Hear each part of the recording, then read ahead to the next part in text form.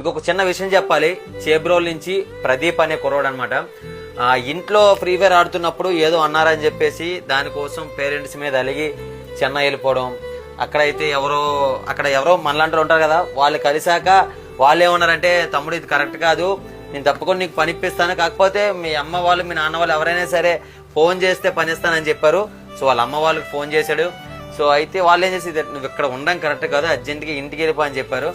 సరే ఆ ట్రైన్ కూడా ఎక్కించారని చెప్పారు అక్కడి నుంచి. కాకపోతే ఆల్మోస్ట్ 1 month అయిపోతుందా, 2 months అయిపోయింది. 2 months అయిపోతుంది.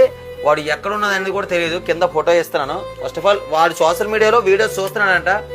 ప్రదీప్ తమ్ముని ఒకటి చెప్పాలనుకుంటున్నాను. ఇవన్నీ నీ వయసు బట్టి నువ్వు చేసింది ఒక చిన్న తప్పే. నేనేం చెప్పాలనుకుంటున్నానంటే, పాపం మీ మమ్మీ మీ డాడీ నీ కోసం చాలా బాధపడుతున్నారు. మీ అమ్మ అయితే ఆల్మోస్ట్ 1 month హాస్పిటల్లో కూడా ఉంది. కాబట్టి నువ్వు మీ అమ్మ కోసమైనా ఆలోచించి, నువ్వు కానీ ఇంటికి వస్తే తప్పకుండా నేను వచ్చి మీ ఇంటికి వచ్చి కలుస్తాను. సో నా కోసమైనా సరే వచ్చి మీ మదర్ని కొంచెం హ్యాపీ చేస్తామని మనస్ఫూర్తిగా కోరుకుంటున్నాను రా. వచ్చే